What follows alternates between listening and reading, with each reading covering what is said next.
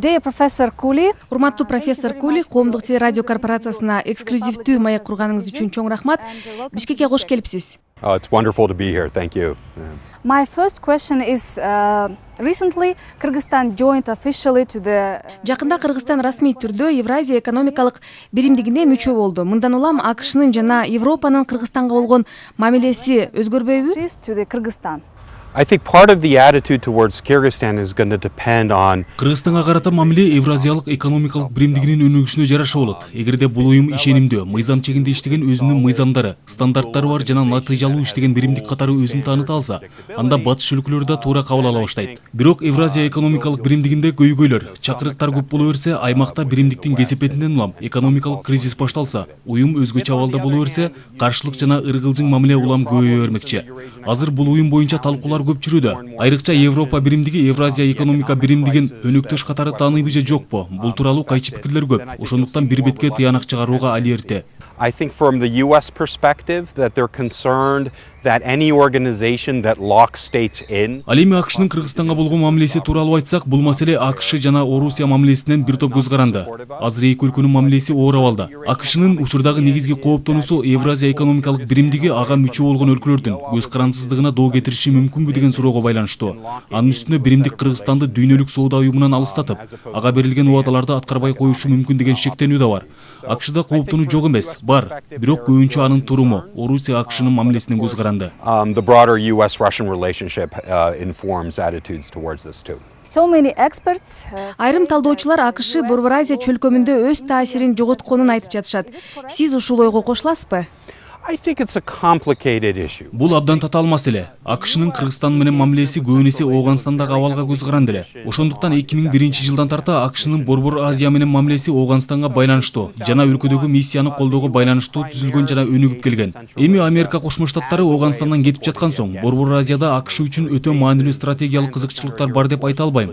Ошол эле убакта АКШнын кызыкчылыктарынын ичинде жарандык коомду күчтөндүрүү, адам укуктарын коргоо, көз карандысыздык медианы колдоо, билим берүүнү жакшыртуу жана дагы эле коопсуздук маселелери бар. Жана бул боюнча АКШ иш алып бара бермекчи. Бирок негизги стратегиялык кызыкчылык жоголгон соң АКШ Борбор Азияда өз таасирин жоготту деген сөздөргө жем таштап жатат. At the same time, in the US portfolio are some different issues.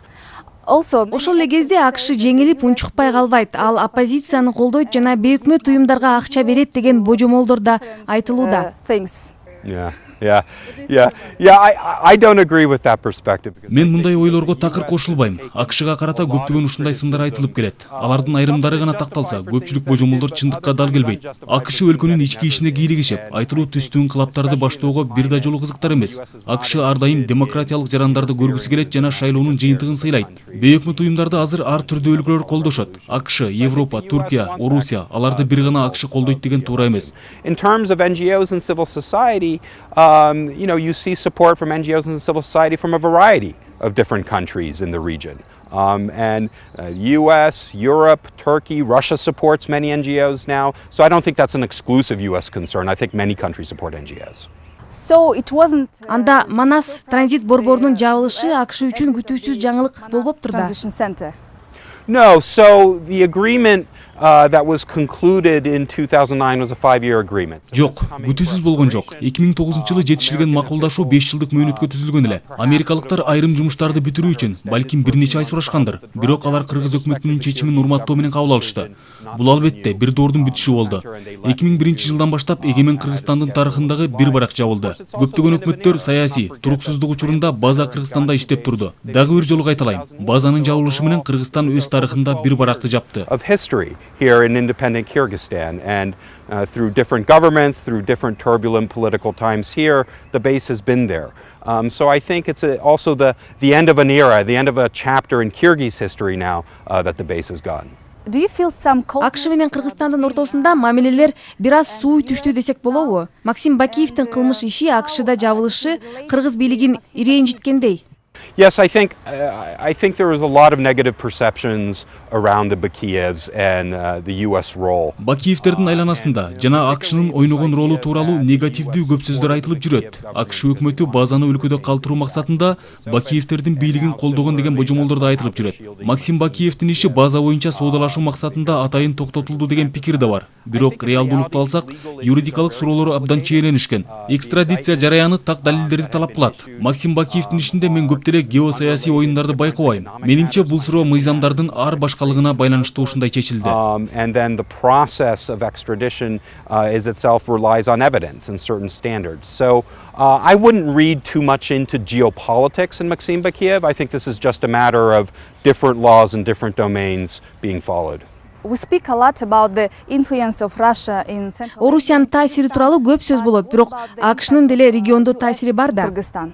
Yeah, well, I mean, I think, U.S. of course, doesn't have the same media presence that Russia has here. Russia has expanded its media presence. Албетте, аймакта АКШнын медиалары Орусияныкындай жайылган эмес. Орусия акыркы кездерде медиа таасирин региондо көбөйттү. АКШ Борбор Азия менен кызматташуусун сактап калгысы келет. Бирок негизгиси бул аймак биз үчүн эми абдан маанилүү аймак эмес. Чынын айтканда АКШ бийликтери үчүн учурда Борбор Азия көңүл борборунда эмес. Сөз эркиндигин колдоо улана берет. Бирок бир олуттуу медиа ачылбайт. Well, there's certainly a debate about this in the United States. So some say, look, we were here because of Afghanistan, and now that we're drawing down Afghanistan, why should we remain in Central Asia? We've already spent all this money, spent all this time. Чынын айтканда АКШда бул боюнча көптөгөн дебаттар болуп жатат. Айрымдар биз бул аймакта Оганстан үчүн эле болгонбуз. Эми Оганстандан кетип жатканда эмне себептен биз Борбор Азияда калышыбыз керек дешсе, башкалар Борбор Азия Евразиянын жүрөгү. Анын айланасында биз үчүн маанилүү өлкөлөр бар. Аймак экономикалык жана маданий кызыкчылыктардын кесилишинде деп жатышат. Көп нерсе экономикага жана акчага байланыштуу эмеспи?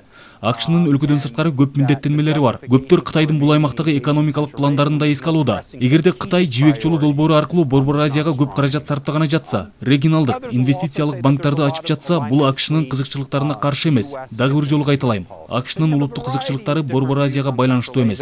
But yes, there isn't again this pressing concern that the US is here in Central Asia because it's of a vital national interest. Will US Кыргызстандын тышкы саясаты кандай болушу керек? Oh, well, it's not my role to tell countries what kind of foreign policy that they choose. I mean, бул менин ишим эмес. Өлкөнүн тышкы саясаты боюнча кеңеш берсем туура болбой калат. Кыргызстан ар дайым көп векторлуу саясатты тандап келген. Бул Батыш, Кытай, Туркия коңшу өлкөлөр жана Орусия менен тыгыз кызматташуу. Бирок айрым аналитиктер азыр көп багыттуулук жана тең салмактуулук жоголуп, Кыргызстан Орусияга көбүрөөк ыктай баштаганы боюнча кооптонуусун билдиришүүдө. Бул аскердик, экономикалык байланыштар, бул миграция маселеси. Бирок кандай чечим болбосун, бул кыргыз элинин жана кыргыз өкмөтүнүн гана тандоосу. Ошондуктан мен бул боюнча кеңешчи эмесмин. Economics, of course, with the Eurasian Economic Union, of course, the very strong ties of migration, and all the sort of soft power activities that Moscow is embarking here.